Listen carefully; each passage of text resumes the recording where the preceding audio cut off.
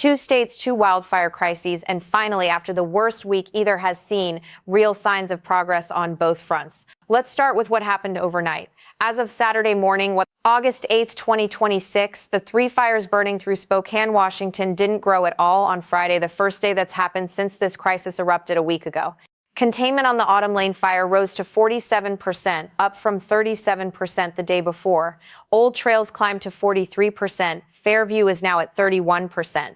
Crews built more than 75 miles of containment line and spent the day tracking down leftover pockets of heat near homes to keep the damage from spreading any further.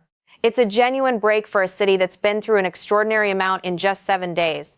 When the Autumn Lane, Old Trails, and Fairview fires all ignited and exploded in size on August 1st, they overwhelmed northern Spokane almost instantly.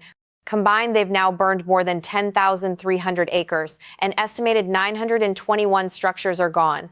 Roughly 65,000 people were evacuated within city limits, and the wider metro evacuation count reached as high as 67,000 people at the peak of the crisis. By the way, if you'd like specific weather forecasts for your region or city, please leave them in the comments. I'll answer them individually as time allows. Also, if you like the video and subscribe to my channel, you'd be very grateful. Now let's move on. Spokane Mayor Lisa Brown said at one point that nearly half the city's neighborhoods were either evacuated or directly at risk.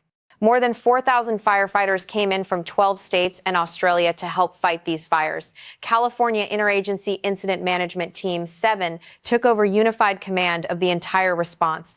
More than 40,000 customers lost power at the height of the crisis. And investigators arrested a man named Aaron Farinacci, accused of deliberately setting the Old Trails fire, which turned out to be the most destructive of the three.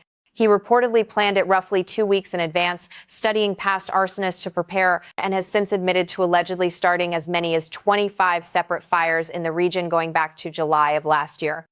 Washington Governor Bob Ferguson has been at the center of the response since day one, describing Spokane as looking like a war zone.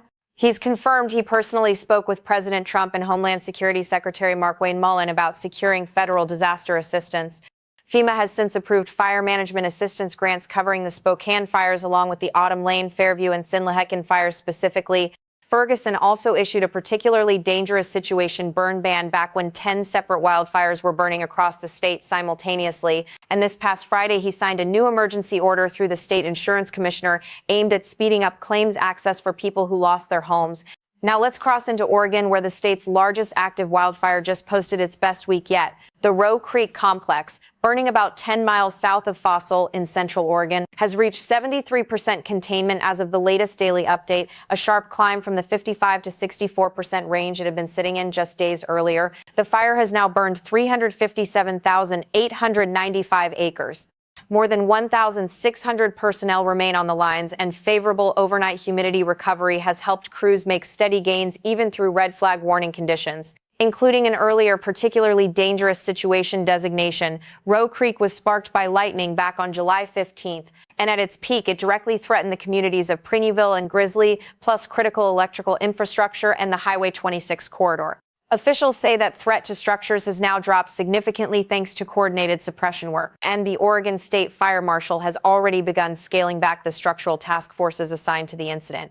Zoomed out to the full season, Oregon has now burned more than 2 million acres in 2026, already the worst wildfire season the state has ever recorded, surpassing the roughly 2.08 million acres burned across the entirety of 2024. Oregon crossed that 2 million acre mark with nearly 2 full months of fire season still ahead, running more than a month faster than the 2024 record pace, according to the Northwest Interagency Coordination Center. Several other Oregon fires remain active tonight. The Hay Creek Complex in Gilliam County has burned approximately 200,292 acres and sits at 98% containment. The Henry Fire has burned close to 29,850 acres and is 97% contained. The Coyote Fire has burned 17,448 acres and is 89% contained. The Shingle Fire has grown to 70,806 acres and is now 59% contained, up from 53% just days ago. The Grasshopper Fire near Mount Hood, the closest major wildfire to Portland this year, remains active, having triggered evacuation orders around Mount Hood Meadows and repeatedly pushed Portland's air quality into the unhealthy range under a heat advisory. Out in Malheur County, the Big Grass Fire has burned 442,316 acres, making it larger than the entire city of Los Angeles, with containment sitting at 41%. It ignited naturally on July 23rd and has been steadily grinding through open grassland ever since. FEMA approved a fire management assistance grant specifically for Roe Creek's West Zone back on July 31st, the fifth such grant issued for Oregon wildfires so far this year, covering up to 75% of a state's eligible firefighting costs for what's already the most expensive season Oregon has ever recorded. The impact of both crises has spread well past state lines at this point. In Sandpoint, Idaho, just across the border from Spokane, local events have been canceled and donation stations set up to support families displaced by the fires. Washington Senator Maria Cantwell said this past week that she and her colleagues received a direct briefing from Interior Secretary Doug Burgum, Agriculture Secretary Brooke Rollins, and Wildland Fire Service Director Brian Fennessy, who assured lawmakers that keeping ground crews and aircraft stationed in the Pacific Northwest remains a top federal priority. For families now making their way back into previously evacuated Spokane neighborhoods, things are still far from normal. Entire blocks have been reduced to nothing but standing chimneys, while a house 2 doors down sits completely untouched. Power and internet remain out in some of the hardest hit areas with no firm restoration date yet, and insurance claims are only just beginning to move, even with the state's new emergency order in place to help speed the process along. Both crises trace back to the exact same underlying conditions: a winter with below average snowpack, limited rainfall east of the Cascades, and more than half of Oregon currently sitting under emergency drought declarations. Layer repeated lightning storms on top of that dryness, add high winds into the mix, and you get precisely the kind of fast-moving, explosive fire behavior that's defined this entire stretch of summer across both states. Tonight, thousands of people remain displaced between Spokane and Central Oregon. Hundreds of structures are gone, and air quality keeps swinging unhealthy from Portland to Spokane to the smaller communities caught directly in these fires' paths.